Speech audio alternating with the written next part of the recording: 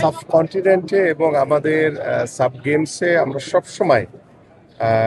Positively চিন্তা করেছি যে আমাদের সর্বোচ্চ পদক যাতে আমরা অর্জন করতে পারি সেই লক্ষ্য নিয়ে বিগত সময়েও কাজ হয়েছে। বাট আমরা দায়িত্ব নেওয়ার পর থেকে আমাদের মাননীয় প্রধানমন্ত্রী তিনি যেভাবে আন্তরিকতার সহিত স্পোর্টসকে গুরুত্ব দিয়ে তিনি যেভাবে সকল স্পোর্টসকে সমানভাবে দেখে এবং আমাদের বিকেএসপিতে আমরা গতকালকে ভিজিট করেছি এবং বিকেএসপির যে সুযোগ সুবিধাগুলো দরকার, বিকেএসপি শুধু যাতে সবাই ঢাকা কেন্দ্রিক না হয়, আমরা যাতে সারা বাংলাদেশের সকল বিভাগীয় শহরগুলোর যে বিকেএসপিগুলো রয়েছে সেগুলোকেও আমরা সচল করে সেগুলোকে সমান সুযোগ সুবিধা বৃদ্ধির মাধ্যমে আগামী 30শে এপ্রিল আমাদের মাননীয় প্রধানমন্ত্রী